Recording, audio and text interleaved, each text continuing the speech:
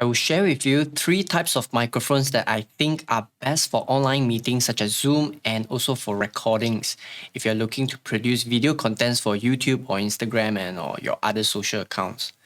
I will be covering from low budget microphones if you are just getting started, all the way to high budget microphones which require you to invest a little more to get an audio interface.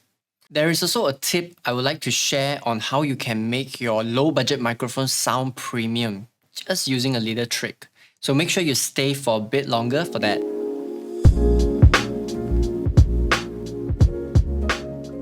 Starting with this Lapel Pin Mic, some call it a Lavalier Mic. This has to be the most affordable microphone type you can get in the market that actually sounds decent. Well, the reason why the microphone can sound pretty decent because you can actually get the mic fairly close to you and it's small enough that it doesn't take away much attention from your audience. A good distance would be around 6 to 8 inches from your mouth. Or you could just use your fingers to sort of measure this the distance from your mouth. The lapel pin mic that I'm using right now is BOYA BYM1. It costs only $15. Can you believe it? I dropped a link in the description below in case you want to look for it.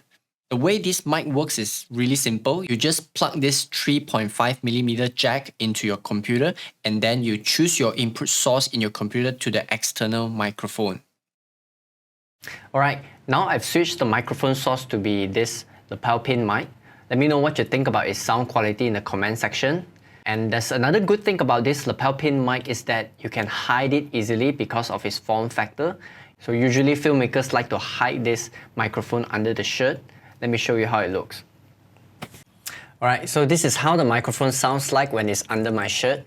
However, if you decided to hide this mic, be careful that it's not rubbing against your shirt too much, especially when you're moving. Sometimes you have this subtle movement, it creates some sort of a rubbing sound. It will sound similar to something like this. You just need to be mindful of that. Alright, let's move on to the second type of microphone, which is a USB microphone.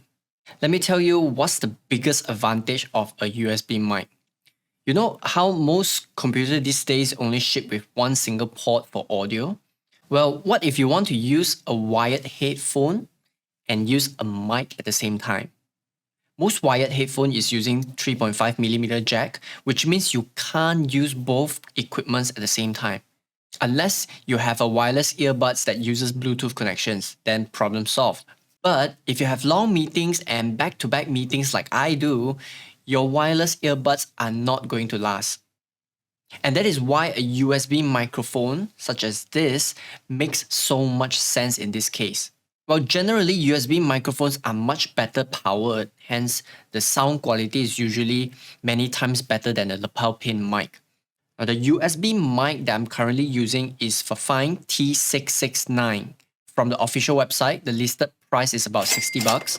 It's pretty value for money in my opinion. In the box, you actually get an arm stand, pop filter, shock mount, and plenty of other stuff.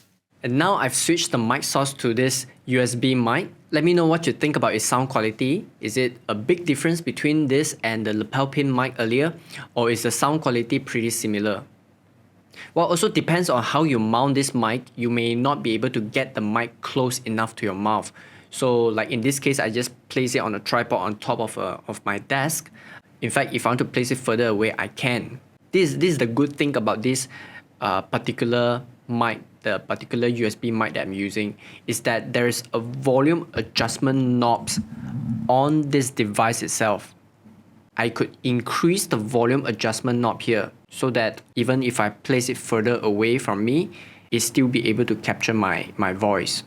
Now, however, this would also mean that the mic will also be much more sensitive to the noise and sound surrounding me. So if you're in a noisy environment, then this mic can definitely pick up those noise as well. So now I've positioned the USB mic a lot further because it's huge. So sometimes I don't want it to distract my audience. If the mic is directly in front of me, I think it definitely causes some kind of distraction there. So right now the mic is over here. You can't see it because it's just slightly off the frame. I didn't want it to place it too far away, just enough to the point where people can no longer see it. I also want to note that a YouTuber called Metal Sucks actually did a very detailed review about this mic that I'm using. I highly recommend that you check it out if you're keen on getting this mic. Right, now comes the least affordable type of microphone I'm going to share with you. This is PodMic, which costs us about 90 bucks. That's just the mic.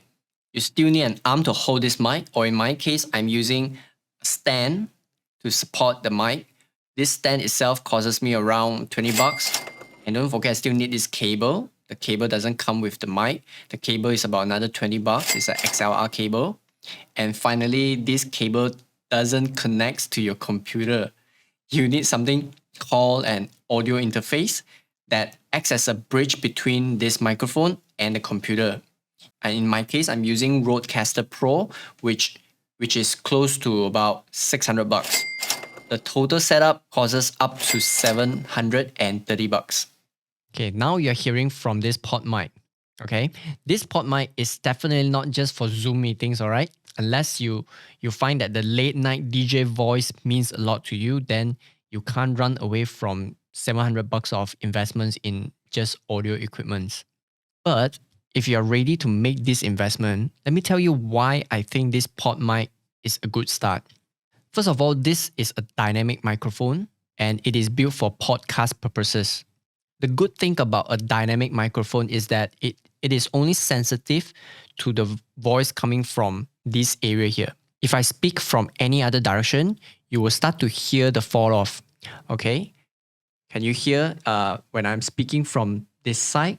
You can actually hear that the sound is so much more muffled. And if I'm speaking from behind the microphone, you pretty much can't hear my voice very clearly. And this is a great feature because if you're not in a quiet environment, I believe most of you working from home, like for the past 2 years, I've been working from home. Sometimes the noise could come from your pets. Sometimes could be some from your neighbor. So this dynamic microphone will cut off quite a lot of unwanted noise. Now I want to share with you a trick I use when I want to make my cheap lapel pin mic to sound really premium. Firstly, you have to understand that the mic works best when it's positioned really close to the source. In my case, my mouth is the source. However, you need to make certain adjustments in your computer so that your voice isn't too loud, right? You need to make sure that the sound is not too loud to the computer and not to your ears. So wherever you're recording, the computer will hear it first before it actually outputs the sound so that your ears can hear it. So what you want to do is make certain adjustments so that it is not too loud for the computer. And how do we know that? It's by looking at the volume meter. So let me demonstrate it to you. So now I'm at this settings here where I can adjust my input settings. Right now, the selected microphone is called the external microphone. This is actually my lapel pin mic right now. This lapel pin mic, unlike the USB microphone, which has a volume control knob on the device here, this lapel pin mic has no control knobs at all. So when I place this mic this close to my mouth, I need to reduce the input volume on my computer. And that is how I make this cheap mic sound premium. And this is really useful when you're doing recordings, but not so nice in front of the camera because you'll be seen holding the mic all the time, which sometimes can be annoying, especially you need to use your hands to type or to jot down notes. So what you need to do on the settings is just to reduce this input volume to the point where the input level no longer reaches 90%. You want to make sure that the overall volume, the overall level is not more than 80%. So I think a comfortable level will be somewhere like this. Of course, when you move your mic away from the source, like away from your mouth, you can see that the level has decreased quite significantly. I want to show you that you can make the sound really premium by placing really close to your mouth like this.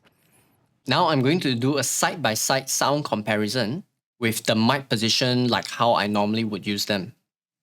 At the beginning of each meeting, we ask that members close other programs on their computer or phone. At the beginning of each meeting, we ask that members close other programs on their computer or phone. At the beginning of each meeting, we ask that members close other programs on their computer or phone. Now I'm going to do a side-by-side sound comparison, but this time I'm going to position the mic in which I think they sound the best. Except for PodMic, I think it's already at its best at this position here. So I'm just gonna go with the USB microphone, Fifine, and also the Lapel Pin Mic. At the beginning of each meeting, we ask that members close other programs on their computer or phone. At the beginning of each meeting, we ask that members close other programs on their computer or phone. At the beginning of each meeting, we ask that members close other programs on their computer or phone. And that's it. I hope you'll find today's video helpful to you. I know it can be confusing when it comes to choosing the right audio gear when you have very limited knowledge about audio stuff. I mean, I'm not a pro myself, so I've done the hard way. I slowly scale my investment from low to high budget to learn what's best for what, for who, and for when. And this video is my honest opinion of each of them. Hi! If you like today's video, please click the like button. Do share with me your biggest takeaway in the comment section. And don't forget to subscribe so that you won't miss any of my videos. I'll see you in the next video.